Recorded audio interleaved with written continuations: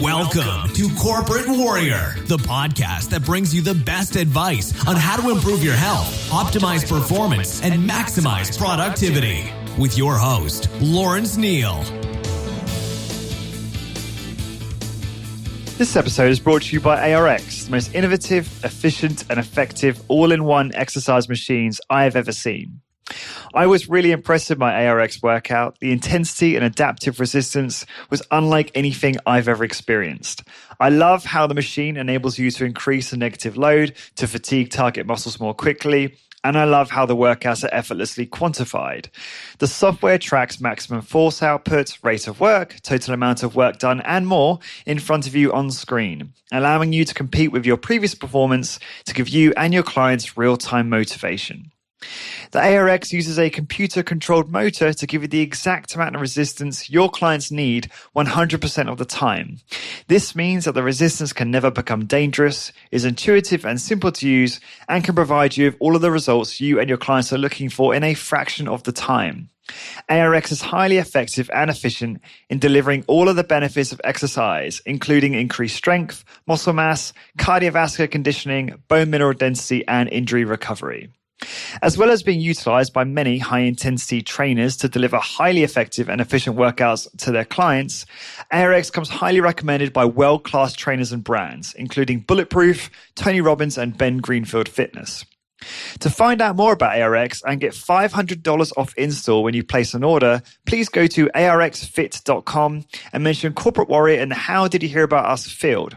So again, to get $500 off install when you order, head on over to arxfit.com and enter Corporate Warrior in the How Did You Hear About Us field.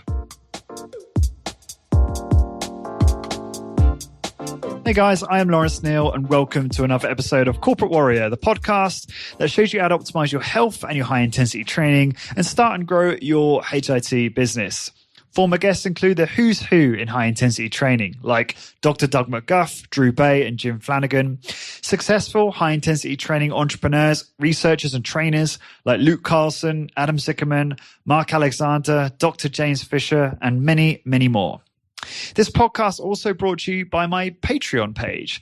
This is where you can get exclusive access to content like behind the scenes in my podcast, my training, my diet, business, and lifestyle to help you get better results in your training and business, but also provide you with a little bit of entertainment.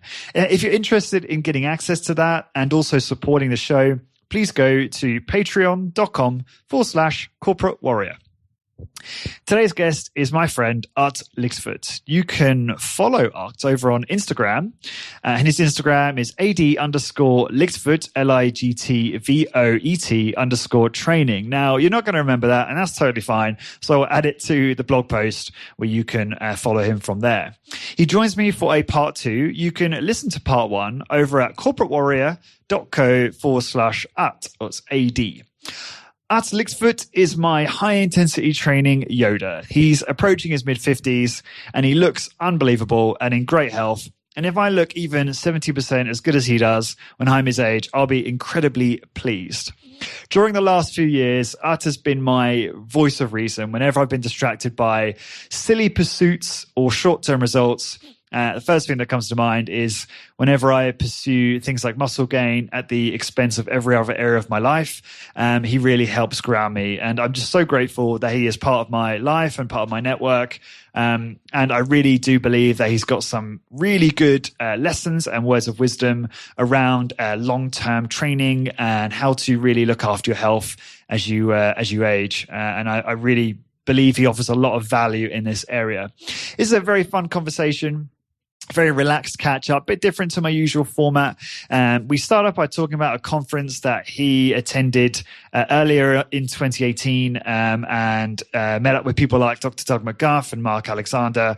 So you learn all about that, which is a conference that took place, I believe, in Barcelona early in 2018 about strength training. We talk about kind of the state of high intensity training in Europe. I don't think it gets talked enough about on this podcast. So I talk about, there are a large number actually of facilities in Europe that provide high intensity training services. So it's interesting to talk about how that industry is maybe a little bit different from the US, where the growth is and where the opportunities are. And we talk a lot about the Med-X and Delphex kit that's used by these different businesses. It's my understanding that Delphex and Med-X are practically exactly the same or very similar. The only difference with Delphex is I think it's just slightly more polished and obviously still being manufactured here in Europe.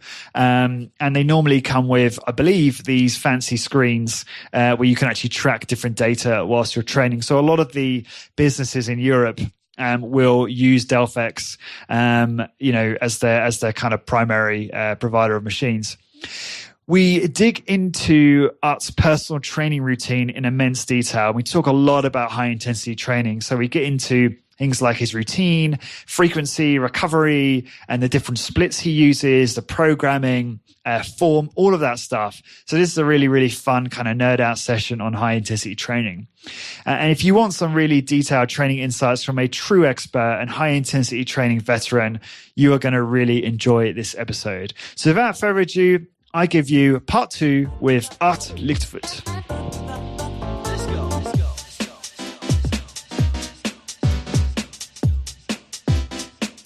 Ut, welcome back to the show. Hi, Lawrence. Nice to be back again. Thank you for inviting me again. I hope we make it a nice podcast again. You're most welcome. It's good to catch up again. So tell us, you've been at a conference recently in Barcelona, I think, which you told me about ages ago. And I was like, oh, yeah, no, I think you did tell me about this one. And I couldn't attend for whatever reason. I think it may be financial, maybe logistical. And then I see you and Doug and Mark Alexander and all these people I would love to hang out with. So tell us about the conference. Yeah, that was amazing. I knew about the conference, but for me it also was difficult to go there, financially also, because a little bit constricted in that area at the moment. And then at some point, shortly before the conference started, a week or so before, David Vasquez, he works at Pro Training in Barcelona. He contacted me if I was interested to come. I explained to him it was a bit difficult, but okay, I was looking for some cheap flight and then maybe at the Airbnb location to sleep for less money in the Barcelona area.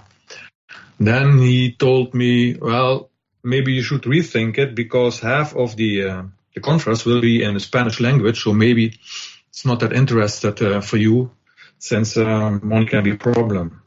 Well, I said, I know a few words Spanish, and I can come, and I will come because the other half is in English, so that's 50-50. And if you can arrange for me a cheap sleeping place, I'm satisfied and I will see if the flight match and I will come. Then he offered me to stay at his location. So that was a very nice gesture. Thanks again, David. That was really good. And I could sleep for free and catch a cheap flight. And so I was in Barcelona. And it was really, really great. I mean, meeting Mark, I've never spoken to him before. And of course, the organizer, Lucas Leal. That is really a nice guy. The whole company was nice. I mean, you felt really a warm welcome. Lucas, if he starts talking about exercise, you have to catch up and to stop him sometimes. That's really amazing. And the amount of knowledge he has. But the whole company, I mean, some girl called Annabelle drove us around. Then there was Susanna. She organized the whole thing and a lot of work. Got another trainer that I met. That was Albert. That about the names I know, free in my head now. And the first day I came at the Pro Training. Met there with David, my host, so to speak. And he was training a few other guys that were also there for the conference.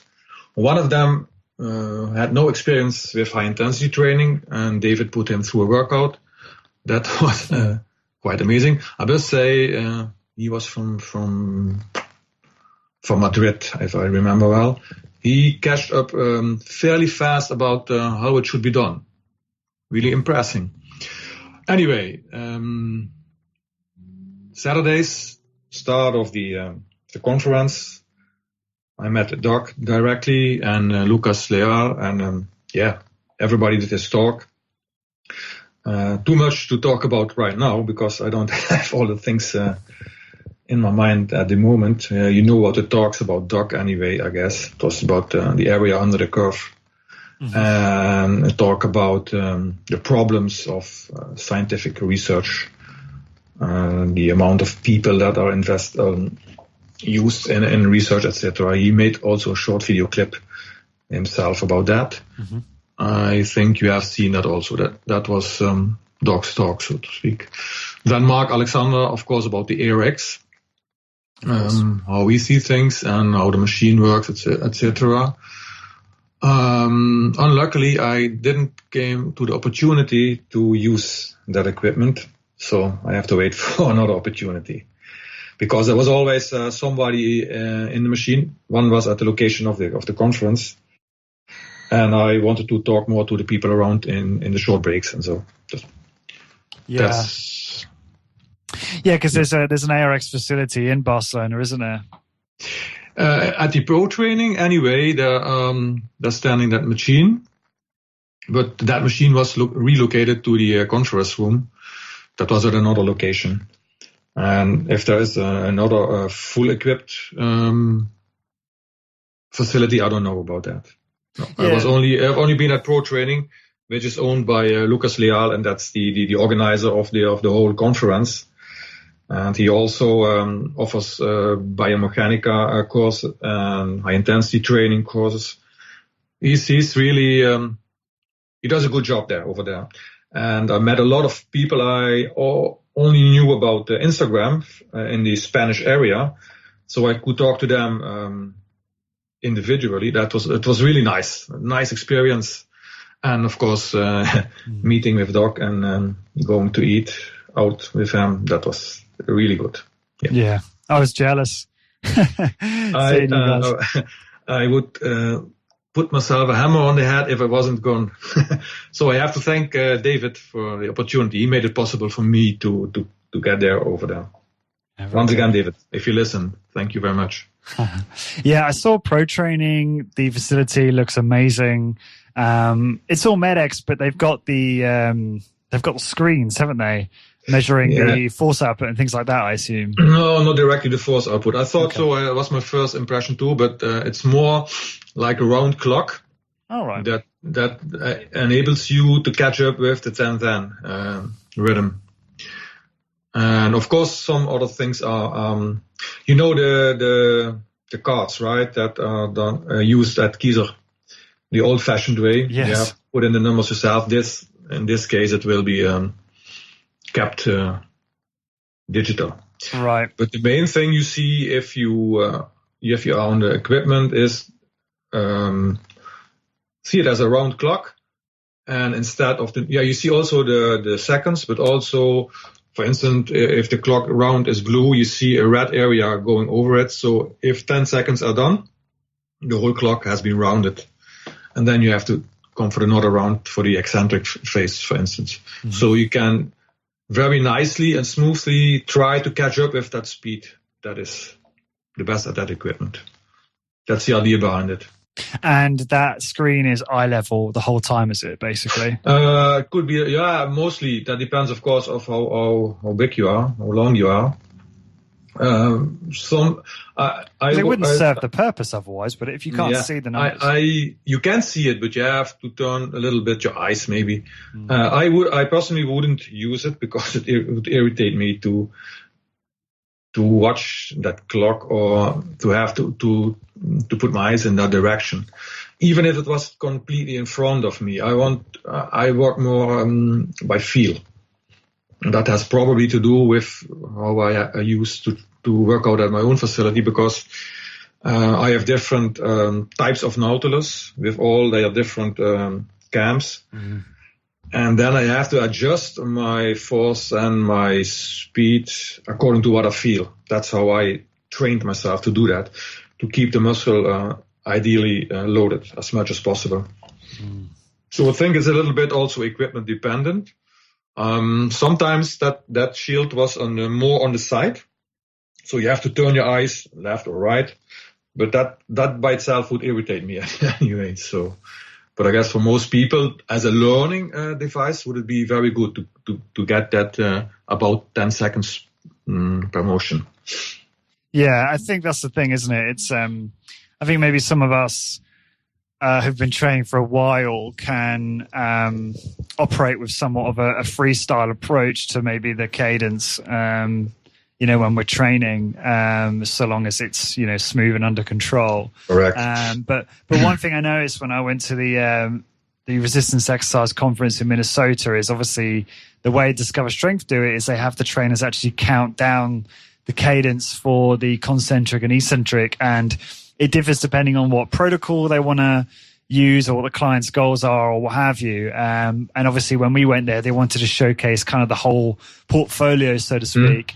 But I liked that because maybe it was novel and that's why I liked it. But it was kind of cool to get a taste of the different protocols they use, because I just kind of, I don't really think about it, to be honest. When I do it, I just tend to move smoothly at either end and controlled through the middle and let it kind of express itself, whatever it is. But I guess that tends to be relatively slow. Yeah, the other thing of the shield is, of course, that computer system. You can put everything that is needed for the specific trainee, like seat height, weights, last time. Also body weight can be in that. I don't know. I guess also it was body composition. So everything connected to that the client can be called up on the screen to see progression, etc. But during the exercise, it's just the counting of the seconds. So the client can chase in a fatigue state the rep speed, the same as we do, just without somebody or some device counting for me.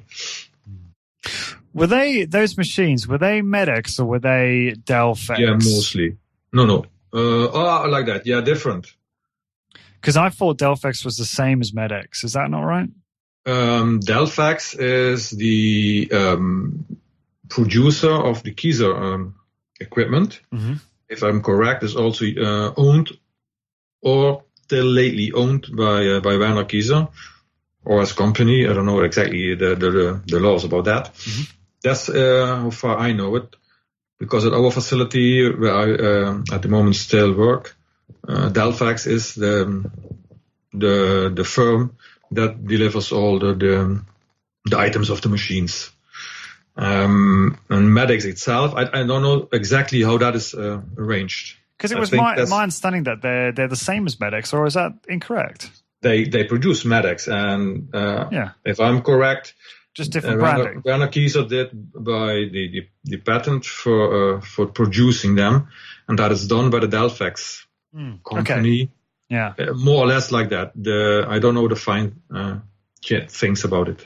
Yeah, no, it's because it's definitely the same. Because maybe there's slight variations in certain machines. I don't know, but I look at the lines that I see in the US in gyms there for Medex, and I look at the line in Kieser, and the same machines. So I'm just guessing that the branding's different. But I'm in the process of kind of researching and acquiring some Medex, and I'm glad to see that you've got if I'm pronouncing his name correctly, Eggert. Eggert, I think his name. I know what you mean. Yeah. He's for Medex Europe, I guess. It was first Germany. Now it's Europe, but I don't know the connection with Delphex with him. All right, I thought that was Delphex. I get so confused. Yeah, it could be. I don't know for sure. I don't have thought about it anyway, or research it, how that's connected. What I see sometimes, the Kieser equipment is a little bit different if you look sharply in structure, I guess. I think the cams and etc. everything else will be the same, but it looks like me that the Medex equipment from Kieser is more robust from look. It's my idea. I'm not sure. Mm. Yeah, because it looks like from what I understand, production has stopped in the US and it's just secondary market now there. But because these things are so well designed, and Arthur Jones didn't waste, didn't cut any corners whatsoever. And if anything, I just over-engineered the hell out of them, so that they last forever, as Doug was telling me on email. So but it's kind of cool to see that it would look like they are still being manufactured in Europe, which is good to see. I mean, I know you've got obviously more machines coming out, things like ARX, but I don't know. I still like I like ARX, but I also like the fact that gravity-based equipment like that is still being produced albeit at a very, very small amount of it is. But I could see what I could imagine by myself if I would have done a set on the ARX would be, because it's still much opportunity to, let's say you do a pull down, and then at the Maddox machine you have the arms, right, resistance arms. At the ARX it's more like a cable and a handle, and then you can, for instance, pull right or left side more like that. So it's a little bit more unbalanced if you go to complete failure. Was my first thought, but I don't know if that. But you have done the ARX? I have. You haven't used it yet, have you? No. I don't. I would definitely try it before you judge it too much. I haven't. I don't want to judge it. That was my first thought. Oh yeah, I understand. But I've only used the older version in the UK at Matt's place, Matt Nairn, who's at Mint Fitness in Brighton. Yeah, I mean, yeah, I'm sure you're familiar. And it would say old. It's still obviously a really nice piece of kit, but I've been told that the newer versions, the Alpha and the Omni, are far more advanced, and I'm yet to try those out. So we'll do at some point, and whether that's in, because I know Barcelona, there's a facility there. So just back to your point just now, there's definitely a facility there. I can't remember the name of it. And they do have an Alpha and Omni ARX. Yeah, and then obviously they're a bit more ubiquitous in the US. So yeah, we'll be trying them at some point. But I've, Gary, who was on the podcast a while ago, Gary Knight. He's over in Australia. He's working with Marcelo over there. I think it's Intense Health, his business. And they are ARX through and through. And Gary just pinged me on Facebook and just said, yeah, get ARX. He's highly skeptical of stuff like that. So that was quite the testimonial coming from him. So yeah, sure. But more research. Yeah, exactly. But more research required, certainly from, I'm an advocate of what they're doing. Obviously I wouldn't have them as a sponsor. I'm a big fan of their technology. But yeah, I like all these different machines. So I'm not. Yeah. Okay, great. Besides that, right? Mark Alexander is really a nice person. Only for that reason you would buy such a device. He was really nice to talk to him, because I never met him before, and it was directly, friendly and open. And we talked a little bit, of course, about the ARX, and you can have really a small floor area and get a complete workout in it, right? That makes it really interesting if you in the area where there's a lot of rent to pay for space. Yeah, so it has its the big upside in that regard for sure. Cool. Let's talk about your training a little bit more, because when you came on the podcast first time round, we kind of touched on your training towards the end, but we didn't go in a lot of detail. And just keen to hear some of your views on training in general. So, what does your kind of workout looks like currently? Currently is for a few years already, and it will stay so. It's a 3-way split. Starts, for instance, I will do my workout tomorrow in early morning. It will be chest and shoulders and triceps, starting with the shoulder press. From there, I will do bend over laterals. That's with dumbbells. Then I will do the 10-degree Nautilus chest fly. And from there, I will do dips with some extra weight on the Omni multi exercise of Nautilus. Then I will do neck flexion, neck extension, and then I'm done. Yeah, that's one. Next time around will be back biceps Then I will do the pullover on I have 2 pullover machines, and this time it will be the next generation pullover machine. From there, I will do a straight set of barbell curls for biceps. Straight ahead from there to shrugs. And then I'm finished. Then that's 3 sets. Then I will one set of each, though, right? So 3 sets total. One set of each. Yeah, we can talk a little bit about that later. First, I will do my schedule.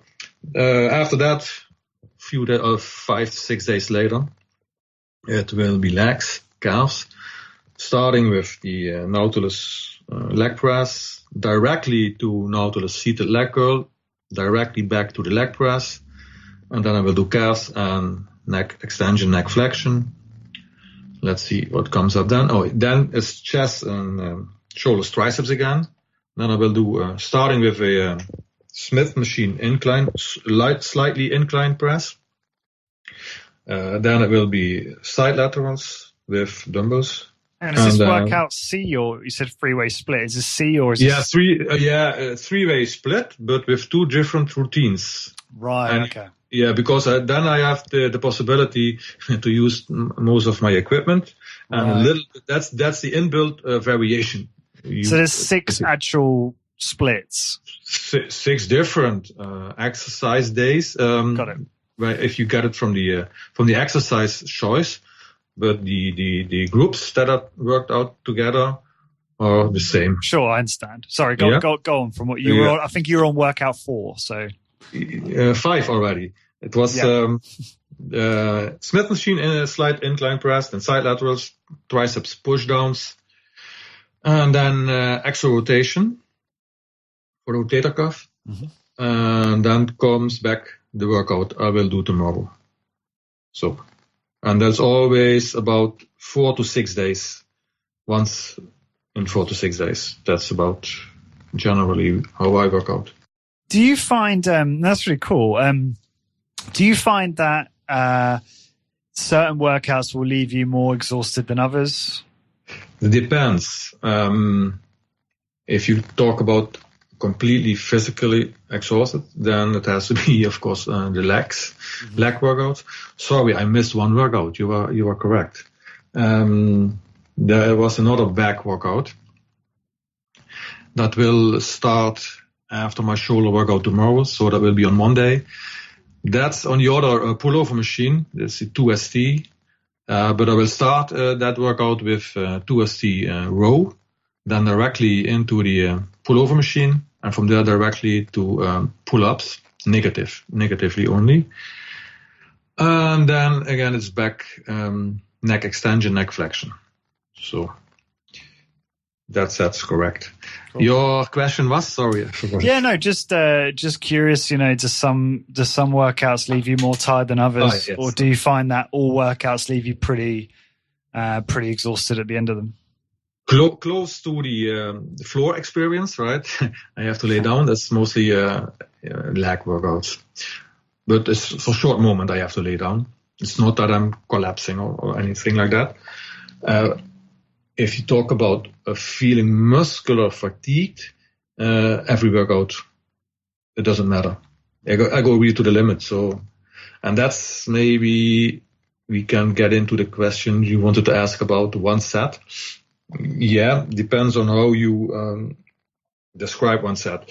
I still see it as one set, but sometimes I use a rest pause method, and that has to do with, again, the feeling. The feeling, I mean, if I reach really failure,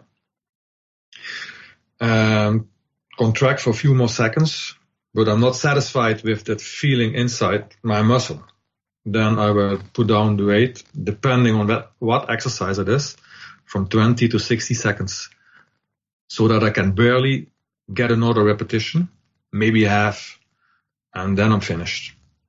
Just you could say that are 2 sets. Maybe if we are going to be nitty-pitty about it. But for me, it's an extension of a situation I want to have for as long as possible. And that's maximum force generating in a fatigue state with complete maximum fiber recruitment. maximum firing rate. And certainly that the machine failure can occur. That is, we talked about it last time. Right, sticking points, Sticking points. And if I'm not able to get that last rep over that sticking point, I'm not satisfied. If I could make it, I probably would do partials to fatigue myself a little bit more. So maximum drive, maximum work for a longer time. That's the idea behind, for me, behind the rest pause, or eventually a few partials, depending on how it goes. And that's the freestyle, right? In the very past, I was really anal about data. So exactly so many reps, or it should be like this or that. And now I'm having a little bit thrown away that.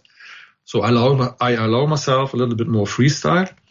And I think it has to do with experience and letting allow your experience to be your guide, because there are many research and books that are written about how you should perform.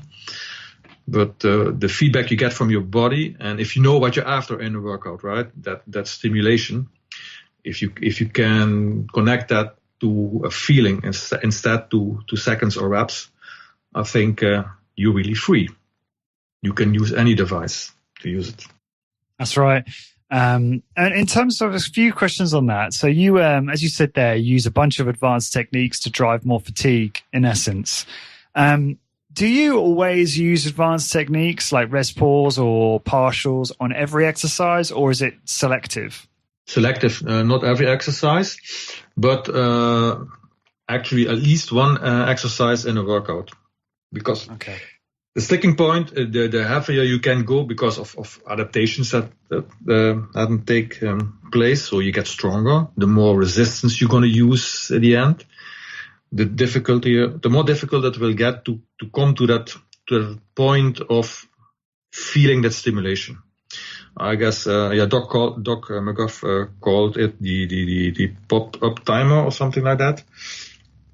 It's something you have to feel, and if you after that and you don't have that feeling, maybe there was some stimulation, I don't know, but I want to be sure. And what are we talking about? A few seconds extra work.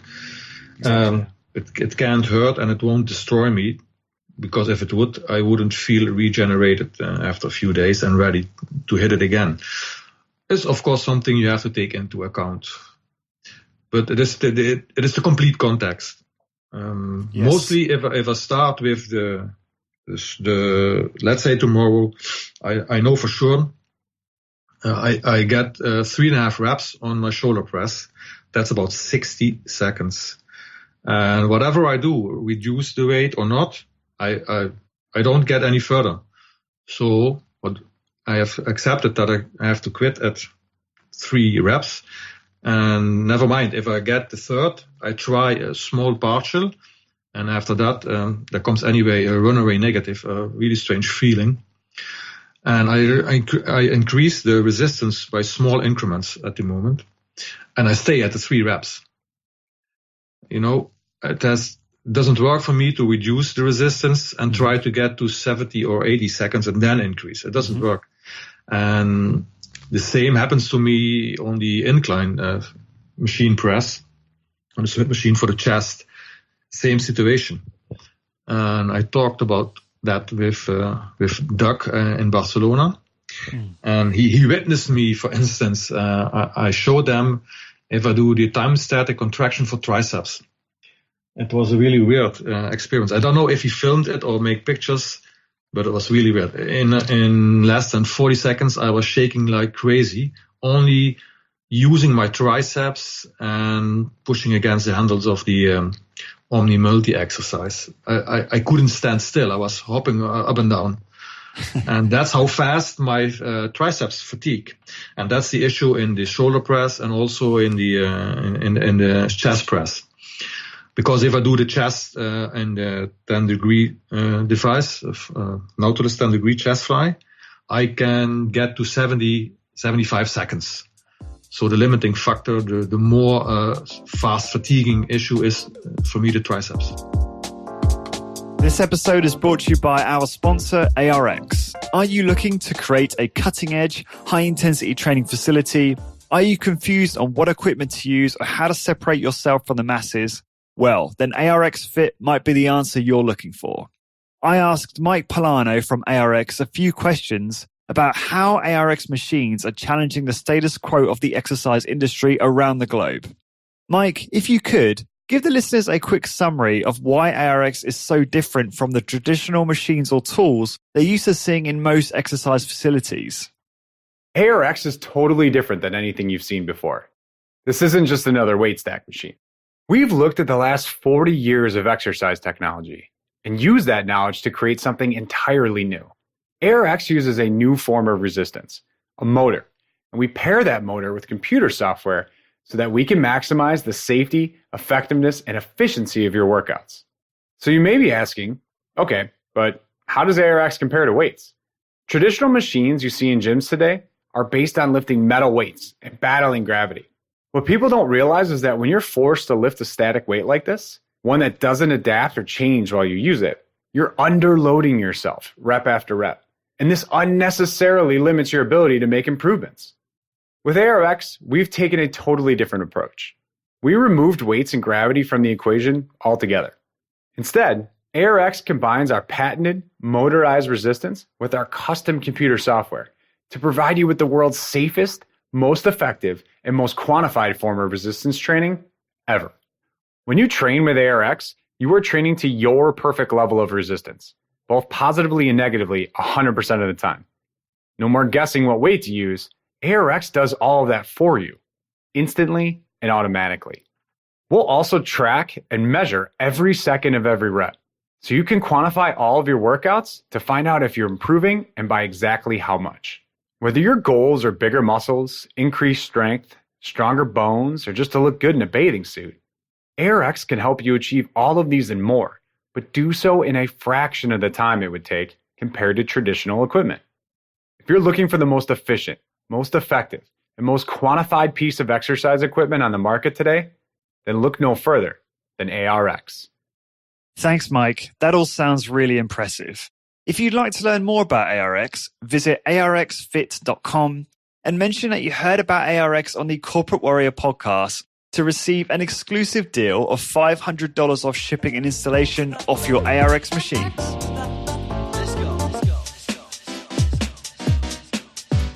I have a very similar, I don't think we're perhaps, I'm probably not that much lighter than you. I think you weigh about 77 kilos, don't you? I weigh about 70-ish, maybe just over. But it's similar to you. You know, I fatigue, on most exercises around that kind of 70, 75 second mark. And I like you, I get kind of stuck there. But I was wondering, I've recently reread Body by Science, and I know that people listening to this will probably say, Lawrence, you should read all the super slow stuff, and be patient, guys. I will at some point. But I recently reread it, and I just loved rereading it because it's really interesting when you read any book that was very impactful and useful. And then you reread it like 5-6 years later and you look at it completely differently. And not to say that I look at Body by Science differently, but I certainly, it certainly reinvigorated my motivation a little bit. And also, just made me look at it in a slightly different way. And, I was reading in there, obviously Doug, is a fan of using advanced techniques to get past plateaus. So things like negatives, things like, partials, time static contraction or rest pause and so on. Have you found that doing advanced techniques, it sounds like it hasn't worked for you in this way, but have you found that doing advanced techniques would enable you to get past that 60-second TUL on the shoulder press at the existing weight, or is that just not the case for you, for your body type? No. 60 seconds are the limit. And I tell you, I have to wait. I have experience with it, right? I have to wait 60 seconds again before I can manage one more rep. And that's really the real maximum rep. I get it, or mostly I just get it, barely. And from there, in the extended arm position, I can lower maybe for 2/3 of the range, and I get another one, And after that, it's 1/3, and then it crashes almost down. If I just rest pause for 30 seconds, 40 seconds, 45 seconds, I can't get that one rep that I want to get. So that tells me I'm really deep fatigued already from the first initial set. And I just do it to get a somewhat longer time and attention. Maximum work to be sure there is some adaptation stimulated. I don't think I will ever get to the point that because of that, I will say that I, over the coming year, could increase with 10 pounds on that machine. And that if I then go back to 10 or 15 pounds later, I don't think I could manage it over 60 seconds. I think that is about the time frame for that exercise anyway, to stay in and just make small increments. And I feel happy with it. I mean, nature doesn't care about what I do. There is some adaptation mechanism, and either you stimulate or you don't. The method with what you stimulated, nature doesn't care about it. I just make sure it's efficient and safe, and that's the same thing I do with my clients, and that's predominantly why I choose for machine equipment training. Do you think? Not sure if you kind of answer this roundabout way, but do you think that doing the advanced techniques, driving deeper fatigue on some of these machines is going to help you improve in terms of resistance used marginally? Obviously, when we all hit a sort of genetic ceiling, you know, the gains in terms of muscle mass are probably not even noticeable, but the gains in terms of strength will be very, very marginal as well. And so, do you think that, you know, using advanced techniques will enable you to maybe push the weight up, but like you're saying, your time under load is always going to be the same because that's just where you fall genetically. That's just where you're, you know, when you're fatigued. Is that how that's worked out, panned out for you? I got it. Well, and I have to dig deep in my mind. Good question anyway. I don't think that for me there is much more possible, nor needed or wanted. Wanted in the sense I'm satisfied with how I feel and how I look. Of course, if with that amount of time I spent working out, I could get bigger, I would allow it. I have nothing against it, but that's not the case. So maybe if I do turn around the 80-20 principle, I would get a little bit more. I don't know. I don't want to find out because I don't care about it. I go for me, it's about optimization. And if you talk about, that's often what is used with maximalization, right? The one person says these or that reps scheme for optimization, and the other says the same and calls it the maximalization. So what is it? For me, in my mind, when I think about optimization, I think about improving something to its best. And then you have to ask, its best for what? For me, as we talked about before, it's the area under the curve, to get that as high as possible. And that's closely related to, of course, muscle strength and with that muscle mass in a certain context. If you talk about maximalization in the context of exercise, to use the broader term, and we all know what we mean with that, right? Can be high intensity training I call exercise the whole concept about what we're talking about. Call it high intensity training, strength training in that area. If you talk about maximalization, we could talk about making one muscle group, for instance, biceps, as big as possible. Research can be done with that. Or does somebody mean with that maximalization of the complete body? And so we go in the aesthetic area, say bodybuilding competition. Then you want a certain body with as much as possible all the muscle groups to its maximum developed in a certain framework that it looks aesthetically fine. For me, optimization isn't that. Do you know what I mean? I do. I do. But like, I'm with you on the whole, like optimize health and your appearance will correlate. Okay. But stay with me. Go on. I'm coming there. Okay. But in the workouts itself, then I go for the maximum stimulation of the body parts I train. But if you can make up from my training schedule, it's not every muscle that I train. It's mostly the larger muscles and the showy muscles, arm, biceps, triceps. I work out for maximum muscle growth stimulation, whatever that might be for me, in the context of my whole life. So do I go to bed every night very early to allow for a super effective regeneration? No.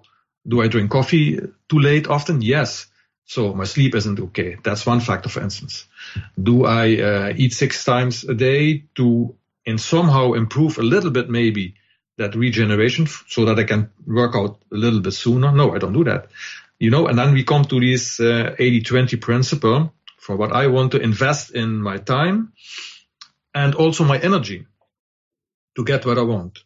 The way I do it, my area under the curve is still, for me anyway, optimal. So, and that's a difference for going for maximalization. So do I see more improvement possible with more weight? No, I don't have that in my mind. It's optimization. But in the workout itself, I still go for that maximum growth stimulation. So I have to go to that point of failure and I have to go beyond it, but with, for instance, rest pause and try to increase the resistance here and there. But if you come closer to, for me, the genetically possibility in accordance with my lifestyle, so in that context, you can't keep on improving on weight or resistance, or you can't grow bigger and bigger and bigger. But since I've passed the 54 almost, there's also something called anabolic resistance, right? So I think that my my response to the workout will be a little bit less as it was in my younger years, or possible in my younger years, if I did the same. That's also a factor that I take into account. So I have to kick my ass a little bit more to keep what I have over the years. And I like to destroy myself in a workout. So that's something of me. I can do half work or stop because I reach failure, but I don't feel satisfied. Then it's completely wasted time for me. So I invest a little bit more to satisfy all these things. Does that make sense? It does. No, I get where you're coming from, and thanks for just I guess explain the difference in the high intensity training context of maximalism and minimalism. I'm very much the part of the minimalist camp too, as you know. I'm very 80-20 in my approach to training and lifestyle.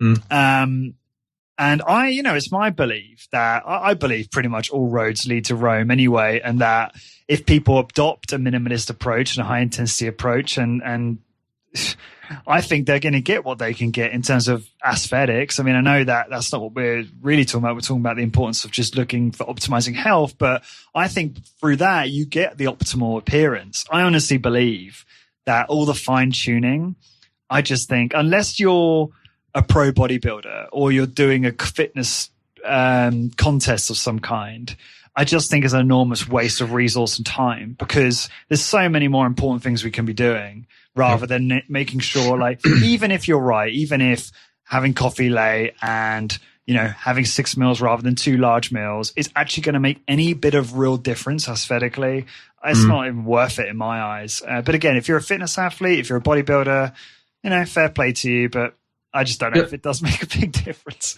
Some people will argue against me on that, but I don't really care. Context, you see, context matters. And that area under the curve I speak about a little bit too often maybe. Thanks, Doc, for that. You see, it is possible to be stage ready, so for bodybuilding or physique competition, and still be very healthy. Right. Yeah, that's possible. But because there's a range of in that area under the curve that's still healthy and even better looking than any one of us, and it is maybe worth it. Time from the time perspective, how much time you invest is another thing. but physically you still can be healthy. But there will be a point, if you go over that point, then it becomes more the performance is more important than the health. And you see that in pro sports, for instance, from soccer game to rugby to American football. Then you have to perform, and health is secondary. I turn it around. And then I will see with what amount of physical expression am I satisfied. But that's not the main issue. The main issue for me is, what can I do to live my life long enough healthy, to increase my health span? And I can go take that trip to Barcelona, maybe when I'm 85, and still go to pro training and do my workout there. That's what I want. And I don't care.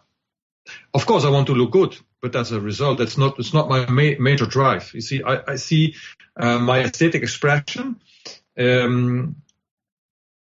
is so my aesthetic expression of my area under the curve. That's my health span. I'm not genetically. Yeah, you know what I mean. I do. That's how I see it. You see, my aesthetic expression of the area under the curve. That's how I see it. Secondary. Yeah, health span. That's my concern. So I see my body as a temple. You might or might not like the architecture of the temple, but can you tell Verhaal that's a solid structure. And that's how I see it. That's what in my mind. Do I speak a little bit of a smoked pot, or do you know what I mean? No, I know.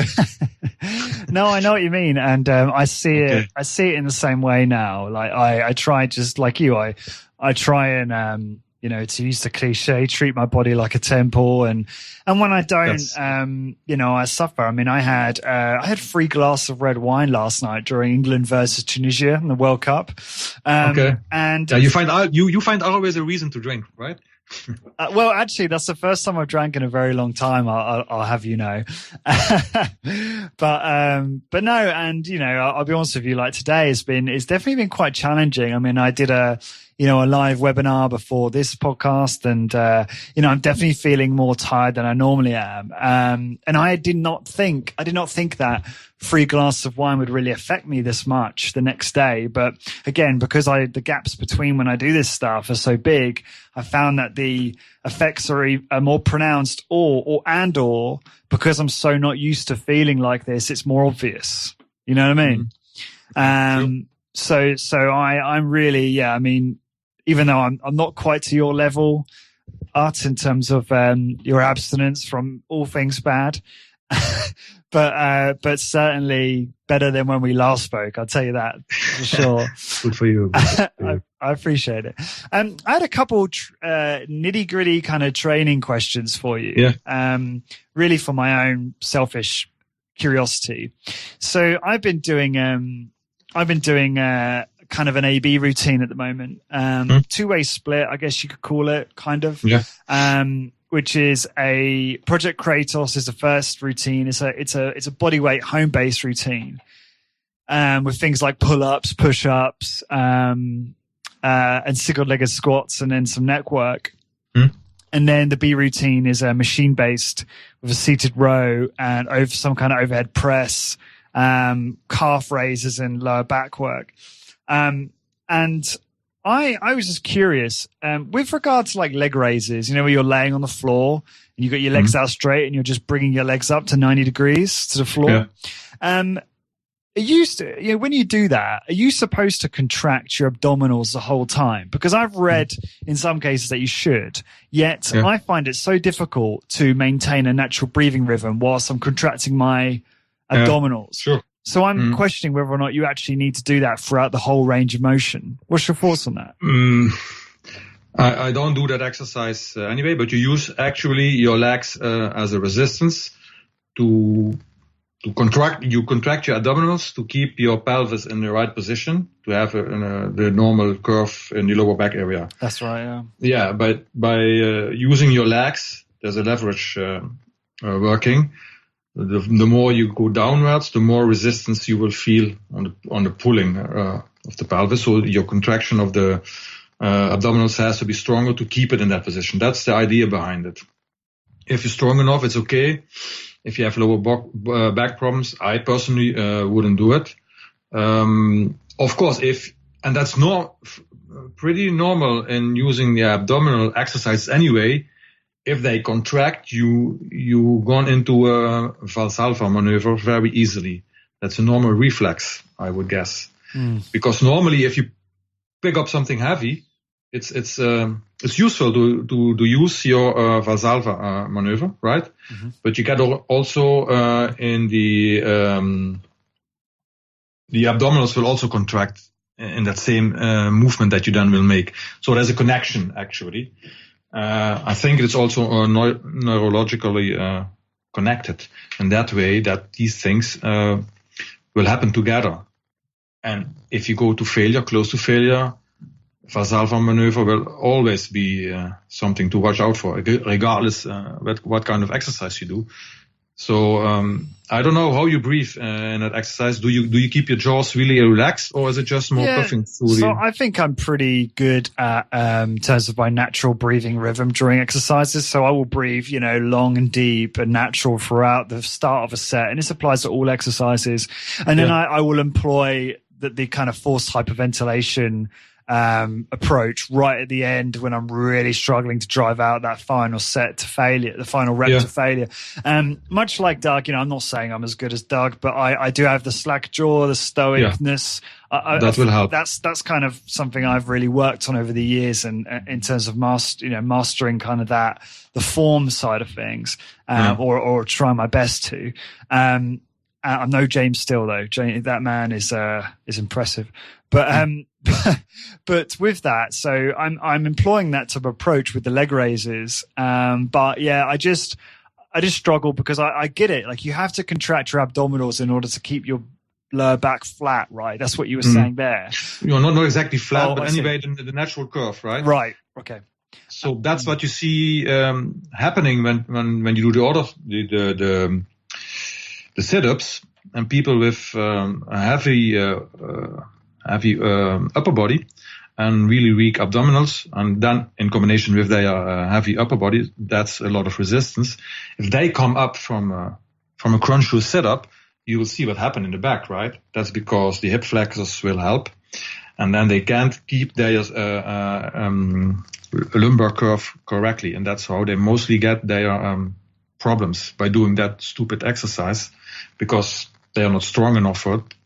And it's better to use a machine. There you can use the resistance. But anyway, from the people that I have at the Kieser facility, it's I work at the medical side, so it's always one-on-one. Mm-hmm. And the newer version of the abdominal machine from Kieser and also from Medics, of course. Mm-hmm. It's called the F21. There you have your feet elevated. It's not anymore that the feet are on the floor. And what you see there is if 60 seconds are gone, mostly, but regardless of the weight, it's for everybody different, of course. 60 to 70 seconds maybe, then they all will turn into a Valsalva maneuver, including pulling their head forward. So they use the torque created by pulling the head forward first before the movement comes. That are these small issues you have always to watch out for. Mm-hmm. That happens just naturally, almost by everyone. Mm. Yeah, that's interesting. I'll have to watch out for that, and maybe tweak my abdominal exercise. I mean, there's machines at the gym I go to, but they're really bad. I mean. You don't need much machine. You don't need a machine for effective abdominal. I almost never do something for the abdominals. The only thing I do here and there is reverse crunch, and then you don't have that issue with your legs. You can concentrate more. But anyway, in that case too, if I reach failure, I experience that not the need. But what is happening with my breathing, and I start into the Valsalva maneuver. So I have to really watch that closely. Mm. So I know what you feel and what other feels, and how it's automatically starting. So for instance, I was using, I think it's the Nautilus ab machine. I can't remember the technical exact name. When I was over in Minnesota at Discover Strength in Minneapolis. And I didn't have the issue there. I mean, yes, it's tempting, right? You can feel it coming, but if you have good control, you can regulate your breathing properly. It's just something about leg raises. I mean, in particular, because they're part of the routine I'm doing, obviously from Project Plateaus. And I've actually moved them to my other workout because I can't do a lot of exercises until I'm absolutely fried. And because this last exercise I was doing after things like single-legged squats, I just thought, you know what, this isn't practical. So I've moved it to my other workout to see if it will work better in that dynamic, in that routine. So yeah, we'll see. Go on. Yeah, you have also to think about the amount of muscle mass you're using in your leg raises. It's not just your abdominals, right? There's a lot of muscle working. Right. You have to contract your quadriceps, your hip flexors, a lot of other upper body. Of course, the abdominals. In the machine, you don't have that. Yes, you're absolutely. Concentrating more on not only, but mostly only the abdominals. And depending on how your feet are locked, I don't like that. You know the rules, right? Your feet behind that pad. Then there's also the almost automatically habit of using your hip flexors. If I use for my clients at my home facility, for instance, the abdominal machine, I let them lay their feet on a small bench before them. So they only can use their abdominals. At the moment the hip flexors start to get activated, they will pull up a little bit their legs. So they don't come in the habit of using their hip flexors to make a movement. Do you know what I mean? Yeah, I do. I know, because the bum lifts off the seat, and yeah, I get that. But so if your abdominals fatigue, you automatically going to use more of your hip flexors, and I don't like that for that specific exercise. And I guess, maybe direct ab work is not always that essential if you're doing a lot of compound movements anyway. Most people do it to get small waist and waste of time, I say. You and I do that with high protein, don't we? Oh, yeah? Is that high? Some say. Well, I mean, that's high-ish. High, relatively speaking, right? Okay. Yeah, exactly. Compared to the norm. What about in the context of push-ups? So I tend to contract my abdominal wall when doing any type of push-up. And again, I think that's probably more Drew Bay, Project Kratos inspired. My understanding is that it helps prevent the dipping of the lower back. Although if you're strong in a push-up anyway, you pretty much prevent yourself from dipping in the back, without even contracting your abs. You should have good form, assuming you're a fairly advanced trainee. So what's your thoughts on that? Would you contract your abs the entire time, obviously maintaining a steady breathing rhythm, or do you not think about that when doing things like push-ups? Again, I know it's not something you do. If I concentrate on form on the push-ups, and that's anyway with a slower rhythm, I will experience if my lower back gives in. So I will contract my abdominals and lower back, of course, to keep that ideal position. So if I remember, I haven't done push-ups a long time, but that's a bit the memory I have. Of course, it's like a plank. If you do a plank, you also contract your muscles to keep the position, and see it just as a plank with going up and down. Why not? I mean, I don't see any reasons against it if it helps you to stay in that position. So you don't come with your belly first at the floor and then maybe later a little bit going downwards with your chest. I make sure my chest gets closely to the floor, and then I think only adduction of the upper arms and not pushing up. That makes a whole lot of difference, because then you're going to really use your chest muscles first. If they give in, the more and more I will use my triceps. And that in a small width of my hand space. Say that again. How do you how do you focus on fatiguing your chest with the push-ups? You know what the main action of the chest muscle is adduction. So bringing your upper arm to the midline. Yeah, of your got body. it. Yeah, you know what I mean, right? I do. Yeah. And that's what I use in my other exercise anyway. But I would use it in a push-up also. If you're on the floor, almost on the floor, so say half a centimeter of the floor is your chest. Down position, your head in a normal neutral position. Mm-hmm. You don't think push up, so you don't think movement. You think about contracting the muscles. That's the idea behind it. That's what I do in my exercises. So what I then think is contracting the chest muscles as hard as possible. So relatively speaking, my upper arm would come to the midline, but it stays, of course, on the floor. Mm-hmm. And then I get the upward position. That's another mental aspect of it to involve the selected muscle you want to train anyway more intensely. Yeah, that's really good advice. That's thinking about contracting muscles instead of thinking about moving weight or moving your body. That doesn't matter. No, exactly. Yeah, no, that's really good advice, because it's not something I must say I probably just think about pushing up. So to actually be mindful of the function of the chest in that position is something I'm going to be thinking about.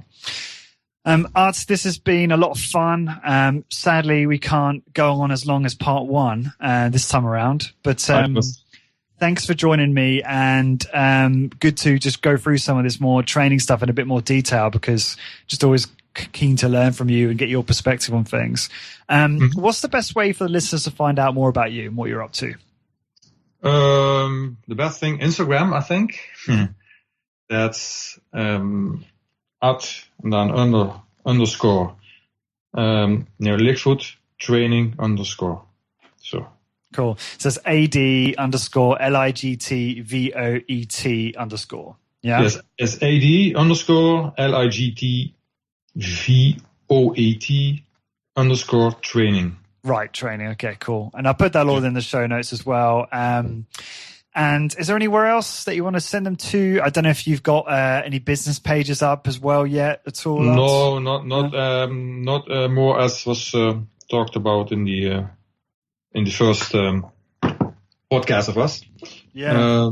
So I'm still business-wise reorganizing, but that will probably come in the future. Yeah, let me know, and we'll obviously update the show notes to put that in there. Because I know that a lot of the guys listening, if they're obviously most of them are in the States, but if they fly over and need a place to train, then you might be able to welcome. Everybody's welcome. That was a pro of me from going to Barcelona. I can go to almost any place in Spain at the moment and call or contact someone to have a nice vacation and see some insights of the areas. From Madrid to Barcelona to, Zaragoza, all these places is really great. So if you learn a lot, people, you can go travel around the world. Yeah, that's it. It's a very useful thing. That's all high intensity training fanatics, so that makes it even more more nice, I would say. Absolutely. And for all the listeners, to get the show notes for this episode, please go to corporatewarrior.co/art, which is AD-2, because we've already got /art, which was part one. So if you go to corporatewarrior.co/art, AD-2, that will take you to the show notes for this one. And to get a full list of episodes, please go to corporatewarrior.co/podcast. And until next time, guys, thank you very much for listening. I hope you enjoyed that. Before you head off, head on over to corporatewarrior.co/ebook to get a bunch of goodies, including number 1, a free ebook of podcast transcripts with some of my top guests like Dr. Doug McGuff, Drew Bay, and Bill Simone on how to optimize muscle gain, fat loss, and overall health in an efficient, effective, and sustainable way. Number 2, a free high-intensity training business checklist to help you get more clients in your business. And number 3, a free high-intensity training Google Sheet to help you track and improve your training progress. Head on over to corporatewarrior.co/ebook now and enter your email address for instant access. This episode is brought to you by ARX, the most innovative, efficient, and effective all-in-one exercise machines I have ever seen. I was really impressed with my ARX workout. The intensity and adaptive resistance was unlike anything I've ever experienced. I love how the machine enables you to increase the negative load to fatigue target muscles more quickly, and I love how the workouts are effortlessly quantified. The software tracks maximum force output, rate of work, total amount of work done, and more in front of you on screen, allowing you to compete with your previous performance to give you and your clients real-time motivation. The ARX uses a computer-controlled motor to give you the exact amount of resistance your clients need 100% of the time. This means that the resistance can never become dangerous, is intuitive and simple to use, and can provide you with all of the results you and your clients are looking for in a fraction of the time. ARX is highly effective and efficient in delivering all of the benefits of exercise, including increased strength, muscle mass, cardiovascular conditioning, bone mineral density, and injury recovery.